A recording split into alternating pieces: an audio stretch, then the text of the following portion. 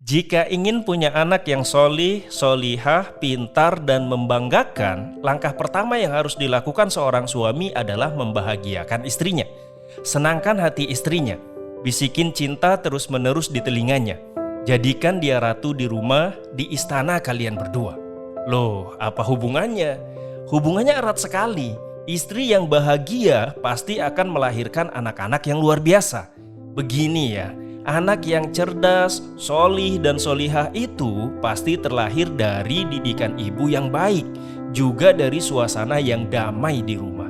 Nah, ibu yang baik tentu saja akan terbentuk dari sikap suaminya yang penuh cinta, penuh tanggung jawab, dan pintar menyenangkan perasaan hati pasangannya. Simpelnya, kalau suami baik banget sama istrinya, maka istrinya juga jadi bahagia. Dan karena dia bahagia, maka mendidik anak menjadi enak, tulus, gak ngedumel, dan sepenuh jiwa. Sebaliknya, anak yang kita sebut bandel, gak nurut, dan jauh dari agama, bisa jadi terlahir dari keluarga yang gak harmonis. Orang tuanya berantem terus, cekcok terus, dan lain-lain.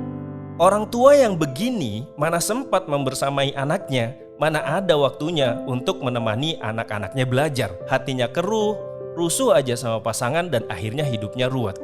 Itulah yang akan membekas kepada anaknya.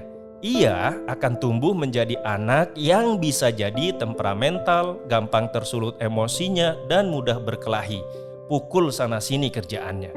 Jadi erat sekali kan hubungannya antara membahagiakan istri dan lahirnya anak-anak yang membanggakan itu. Nggak usah mikirin sekolah yang mahal-mahal dulu. Percuma sekolah mahal-mahal kalau kedua orang tuanya di rumah nggak pernah akur. Kalau mau menciptakan anak yang baik, sekali lagi ya, yang paling dasar dan paling awal, ya bahagiakan aja dulu pasangan kita. Gampang kok caranya. Istri tuh nggak muluk-muluk loh. Dia pengennya disayangi dan dihargai. Misal, kalau pas lagi masak di dapur, temenin tuh istri. Sekedar duduk di kursi makan, lalu membersamainya menyiapkan makanan. Dengarkan ceritanya, simak keluh kesahnya, dan jadilah pendengar yang baik di sana.